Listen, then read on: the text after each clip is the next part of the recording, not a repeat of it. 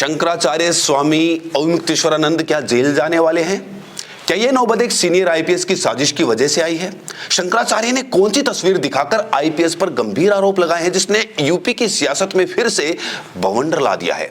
इस वीडियो में यही सब बताएंगे। शंकराचार्य स्वामी अविमुक्तेश्वरानंद से जुड़े विवादों से आप परिचित होंगे ही। माघ मेले के बाद से ही ये उत्तर प्रदेश में सुर्खियों में रहा है। हाल में शंकराचार्य पर बच्चों के साथ शोषण का आरोप लगा था, एफआईआर दर्ज हुई थी। अब इस मामले में ताजा अपडेट ये है कि स्वामी अविमुक्तेश्वरानंद पहुंच गए हैं इलाहाबाद हाई कोर्ट। अग्रिम जमानत याचिका दायर की है उन्होंने वहां पर, क्योंकि उनको डर है कि प्रयागराज पुलिस उनको गिरफ्तार कर सकती है। डर गलत भी नहीं है। यूपी पुलिस मामले में तेजी दिखा रही है जिस तरीके से, ऐसा कभी भी हो सकता है।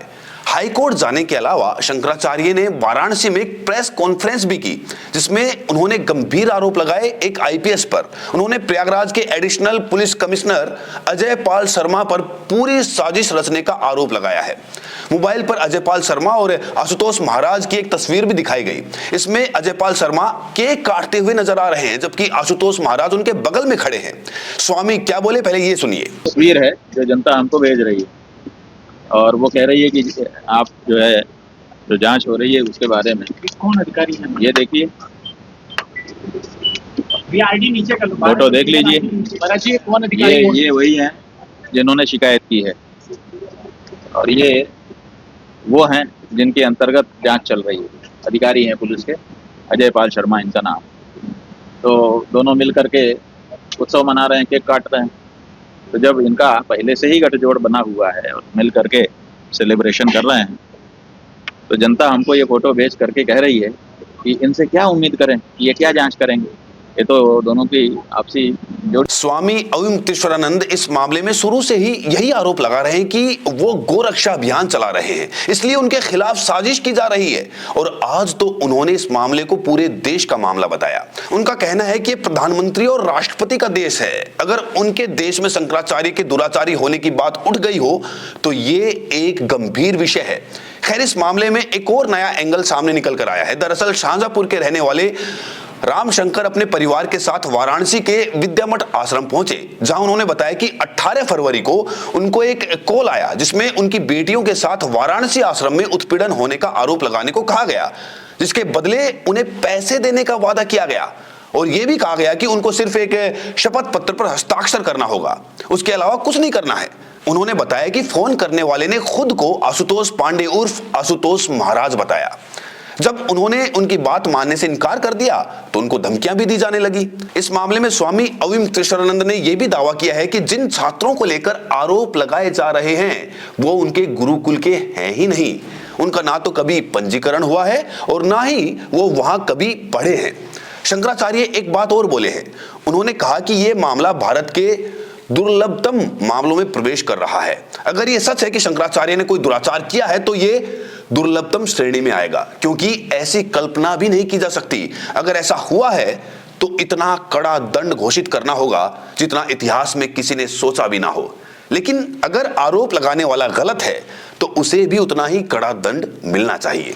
दूसरी तरफ शंकराचार्य ने जो फोटो दिखाई है उस फोटो को आशुतोष महाराज ने AI जनरेटेड बताया है। उन्होंने हाई कोर्ट में दाखिल अग्रिम जमानत याचिका को लेकर कहा कि मुझे नहीं लगता कि किसी भी कीमत पर ऐसे अपराधी को कोर्ट जमानत दे देगी। उन्होंने आरोप यह भी लगाया कि एक नहीं 20 से ज्यादा बटुकों के साथ शोषण हुआ है और हम उनकी जमानत का विरोध करेंगे। मामले में पॉलिटिक्स तो लगातार की ही जा रही है, ये आपको पता ही है। माघ मेले के समय से ही ये सब चल रहा है, चाहे अखिलेश यादव का शंकराचार्य के पक्ष में आना हो या फिर खुद बीजेपी के 2 डिप्टी सीएम केशव प्रसाद मौर्य और ब्रजेश पाठक हो, जो माघ मेले में चोटी खींचे जाने वाले विवाद से नाराज दिखे। उसका विरोध भी किया जा रहा था और अब कांग्रेस पार्टी भी इस मामले में कूद पड़ी है। यूपी कांग्रेस ने सीधा पीएम को लेटर लिखा, निष्पक्ष जांच की मांग की है। यूपी कांग्रेस अध्यक्ष अजय राय ने कहा कि ज्योतिष पीठ के शंकराचार्य स्वामी अविमुक्तेश्वरानंद जी के विरुद्ध दर्ज पोक्सो प्रकरण से राजनीतिक प्रतिशोध की बात आती है। उन्होंने कहा कि यह कार्रवाई तब हुई जब शंकराचार्य ने कुंभ मेले की अव्यवस्थाओं और श्रद्धालुओं को हुई परेशानियों पर उत्तर प्रदेश सरकार से सवाल किए। कांग्रेस ने इसके साथ ही प्रदेश के सभी 75 जिलों में बुधवार को प्रदर्शन करने का भी ऐलान किया है। तो ये सब है पूरी सियासत इस मसले को लेकर जो चल रही है। मामले में जो आरोप प्रत्यारोप हैं वो भी हमने आपको बताए। अब इस मामले में जिस तरीके से आईपीएस का नाम आया है, जिस तरीके से आरोपी की एक तस्वीर आई है। मुझे लगता है कि सब धीमे धीमे सामने आएगा कि कौन कितना सही है और कौन कौन कितना गलत है। शंकराचार्य जी के खिलाफ जो साजिश रची गई थी, अब वो सारी पोल खुलकर सामने आ गई है। अविमुक्तेश्वरानंद सरस्वती को फंसाने का जो पूरा खेल था, उसका भांडाफोड़ हो गया है, और वो भी कैमरे के सामने। वही शख्स जो पीड़ित बन के आया था, अब उसी ने कैमरे पर आकर सब कुछ उगल दिया है, सब कुछ कबूल कर लिया है। अब जरा सोचिए, असली सवाल यह है कि अब बीजेपी क्या बोलेगी, योगी आदित्यनाथ जी का क्या बयान आएगा। ये तो ऐसा हुआ है ना कि मामला उल्टा ही पड़ गया। जो झटका आप शंकराचार्य को देना चाह रहे थे, वो झटका आपको लग गया। बस एक बार ये तस्वीर जरा गौर से देखिए। ये वो शख्स है, स्वामी अविमुक्तेश्वरानंद सरस्वती के खिलाफ आने वाला। आज उसी ने कैमरे पर आकर पत्रकारों के सामने सच उगल दिया। उसने बताया कि किस तरीके से उसे अप्रोच किया गया, कैसे उसे लालच दिया गया, कहा गया कि तुमको सुरक्षा देंगे, पैसा देंगे, हर सुविधा देंगे, बस तुम अपनी छोटी छोटी बच्चियों का नाम अविमुक्तेश्वरानंद सरस्वती के साथ जोड़ दो। ये वो शख्स है जो खुद पहले पत्रकारिता कर चुका है और अब कैमरे पर आकर टूट गया। उसने साफ साफ कहा कि आशुतोष ब्रह्मचारी के साथ उसके पुराने रिश्ते रहे हैं, लेकिन जब ये मामला इतना बड़ा बवाल बन गया तो उसे डर लगने लगा। उसने सोचा था कि कुछ हल्का फुल्का होगा, लेकिन जब इसने देखा कि कितना बड़ा मामला बन गया है तो उसकी आंखें खुल गई। अब उसने खुद ही कैमरे पर आकर पूरा कबूलनामा पेश कर दिया है। मैं तो कहता हूं कि आप एक बार उसकी जुबानी ये कबूलनामा सुन लीजिए, उसके बाद देखते हैं कि किसी के पास कुछ कहने को बचता है कि नहीं। और सबसे बड़ी बात, इस पूरे मामले पर मीडिया में जैसे ब्लैकआउट सा छा गया है। दिखाने के नाम पर हल्की सी कवरेज चल रही है, लेकिन जिस तरीके से इस खबर पर बहस होनी चाहिए, जिस तरीके से इस पर डिबेट होनी चाहिए, वो नहीं हो रही है। बस एक पल के लिए सोचिए, अगर ये मामला योगी आदित्यनाथ का ना होता बल्कि अखिलेश यादव का होता तो क्या होता, तो किस तरीके से मीडिया में तांडव मच जाता, कितने सारे बहस मुबाहिसे होते। लेकिन आज इस खबर पर पूरी तरह से ब्लैकआउट है। अब जरा उस शख्स की बात सुनिए। वो तारीख दर तारीख खुलासा कर रहा है। वो कह रहा है कि 18 फरवरी को उसे आशुतोष ब्रह्मचारी का फोन आया और उसने कहा कि तुम्हारी 3 छोटी बच्चियां हैं, उनका नाम लगा दो। और वो तो अपनी उन बच्चियों को लेकर भी पहुंच गया था। अब मैं ये फैसला आप पर छोड़ता हूं कि आदमी अब सच बोल रहा है या पहले झूठ बोल रहा था। जरा सोचिए, कोई बाप अपनी 3 मासूम बच्चियों को लेकर कैमरे के सामने आएगा शंकराचार्य जैसे संत के खिलाफ झूठा बयान देने, और वो भी सरेआम। ये जो कुछ भी कहा जा रहा है वो सिर्फ कैमरों में कैद नहीं हो रहा, बल्कि लोकल इंटेलिजेंस यूनिट LIU से देख रही है। वो भी हर गतिविधि पर नजर रखे हुए है, वो भी इस पूरे षड्यंत्र की जांच पड़ताल में लगी हुई है। अगर 1 मिनट के लिए ये मान भी लिया जाए कि शंकराचार्य जी ने अपने आप को बचाने के लिए ये सारा खेल रचा है, तो LIU क्या करेगी? वो इस पत्रकार के हर फोन कॉल को उधेड़ कर रख देगी, हर सबूत को जांच परख लेगी। लेकिन अगर सच में ये शख्स पहले आशुतोष ब्रह्मचारी के साथ मिला हुआ था और अब डर के मारे पीछे हट रहा है, तो फिर मुझे नहीं लगता है कि इस मामले में सरकार या पुलिस के पास छुपाने के लिए कुछ भी बचा है। आपका कोई नाम नहीं होगा, मेरी जिम्मेदारी है। तो हमने कहा आप काम बताइए, तो उन्होंने काम हम आपको बता देंगे, आप जरा बात कर लीजिए। तो उन्होंने अपनी फोन से मेरी आशुतोष पांडे जी से बात करी, तो उन्होंने जब मेरी बात करी आशुतोष पांडे जी से, तो मैंने कहा नहीं यार पहचाना, बोले आप बीच में बोल रहे हैं रमाशंकर दीक्षित। तो उन्होंने कहा जी बोल रहे हैं, कल हमको पहचाने हैं? जी पहचाने हैं। मैंने कहा भैया प्रणाम, कल लगे आवाज़ पहचान ली होगी। हमने कहा आवाज़ कैसी किसी को भूली जा सकती है कि मतलब कोई भी बात हो? बोले नहीं बहुत अच्छी बात है, और आप हमारे बहुत पुराने रहे हैं संगठन के, और आप हमारा सब कुछ करते थे। आपको एक बात है आपसे कि आप एक मामला चल रहा है स्वामी अविमुक्तेश्वरानंद। तो हमने कहा बताया, कल लगे आपके बच्चे हैं, आपको कुछ नहीं कहना, आपको केवल आरोप लगा देना अपने बच्चे पर। तुमने कहा हम उनसे कभी मिले ही नहीं, जब हम उनको जाने पहचाने नहीं, कभी उनकी मुलाकात नहीं हुई है, कभी मेरा संपर्क नहीं रहा किसी प्रकार से कोई। तो हमने कहा किसी पर कैसे कोई आरोप लगा सकते हैं? तो फिर उसके बाद में उन्होंने कहा कि आप आरोप लगाने के लिए नहीं, हम आप हमें एफिडेविट दे दीजिएगा। तो हमने कहा हम क्यों दे देंगे? तो बोले हम आपको आज आप समझ लीजिए कि हम आपकी पूरी जो है सुरक्षा की जिम्मेदारी लेते हैं, और आपको आगे से हम सहयोग करेंगे। आप जानते हैं कि हमारे कितने बड़े हम पहले रहे हैं, कैसे रहे हैं, और कितना मेरा साथ काफिला चला और कितने लोग मेरे पास मतलब सुरक्षा की गारंटी तो हम दे रहे हैं, क्योंकि आपको पता है कितने मेरे पास असलहा वगैरह सब लोग लेके चलते थे, कैसे उठकर लेके चलते थे। हाँ, आप तो अपनी सरकार है, पहले समाजवादी की सरकार थी तो उसमें बहुत ज़्यादा वो रहता था, आप तो अपनी सरकार है, और सरकार में अगर आप ऐसे करेंगे तो हम तो करें, बहुत मदद कर सकते हैं आपकी। तो हमने कहा कि ठीक है, हम ऐसा करने में सक्षम नहीं है, हमने नहीं हो पाएगा, एक ही आता है, नहीं हो पाएगा। और मैं एक दंडी सन्यासी परिवार से मैंने कहा मैं जुड़ा हूँ, और मैं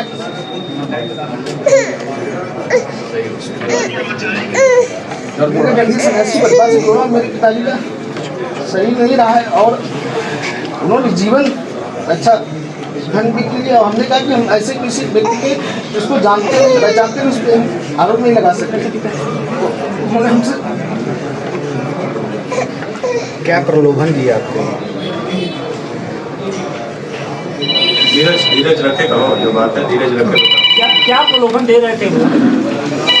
ये कह रहे थे मेरे पास गाड़ी है, बहुत बड़ी मोटरसाइकिल है, मकान है, अपना खुद का बहुत बड़ी प्रेस कॉन्फ्रेंस हो रही है, मैं बाद में बात खेत मकान भी है, माता जी भी है। हमने कहा हमें ऐसी कोई मतलब जरूरत नहीं है, तो उन्होंने कहा कि हम आर्थिक रूप से, वो कह रहे थे कि लगातार आर्थिक रूप से मदद करेंगे।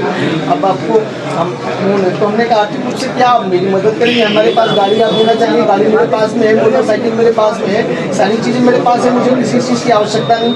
हाँ, ये चीज़ें थोड़ा ये है कि मैंने लोन पहले लिया था, वो भी मैंने चुकता कर दिया, उसका भी मेरा कोई नहीं है, मतलब चल रहा है, उसको नहीं कर रहे हैं। हमने कहा कि कोई वो नहीं है हमारे, आपको हमारे क्या लोन दे सकते हैं। और जब बात वर्ड पे मैं बोल रहा हूँ, उन्होंने कहा कि ठीक है, फिर आप नहीं हमारा साथ दे रहे हैं तो फिर आप आगे तय करिएगा, हमारे पास बहुत रास्ते खुले, बहुत ऑप्शन है आप मेरे लिए। तो हमने कहा ठीक है, तो उन्हीं के लोग बात करा रहे, तो हमने कहा पैसे। अच्छा ये बताइए, अब तो सच सामने आ ही चुका है। ये आदमी खुलकर कैमरे पर बता रहा है, ये आदमी साफ साफ कह रहा है कि मेरे पास 3 लोग आए, उन्होंने फोन से मेरी बात करवाई आशुतोष से, आशुतोष ब्रह्मचारी से, आशुतोष ब्रह्मचारी या आशुतोष पांडे, जो भी नाम रख लीजिए, लेकिन ये आदमी इनामी बदमाश रहा है। मैं आपको पहले भी बता चुका हूं, इस आदमी पर दर्जनों मुकदमे हैं। इसने विधवा औरतों को भी नहीं बख्शा, अपने पड़ोसियों को भी नहीं बख्शा, किसी को नहीं छोड़ा। ये हिस्ट्री शीटर रहा है, गोकशी के केस में जेल भी जा चुका है।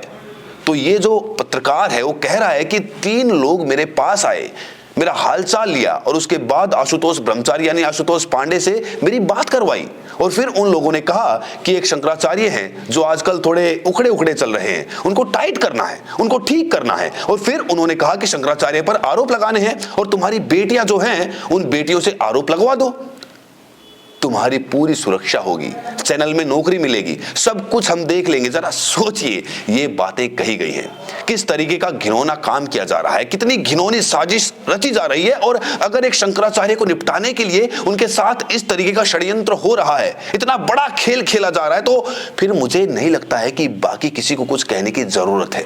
क्योंकि अगर एक शंकराचार्य को आप इस तरीके से फंसाने से भी जरा सा नहीं चूक रहे, जरा सा भी नहीं कतरा रहे, जरा सा भी शर्मा नहीं रहे, आपके हाथ जरा भी नहीं कांप रहे, आपको इस बात का जरा भी एहसास नहीं है कि जिस हिंदुत्व के वोटर को आप कहते हो कि हम सबसे बड़े झंडा बरदार हैं, उसी हिंदू धर्म के सबसे बड़े पद को, 4 शंकराचार्यों में से एक को बदनाम करने के लिए आप यहां तक आ सकते हो?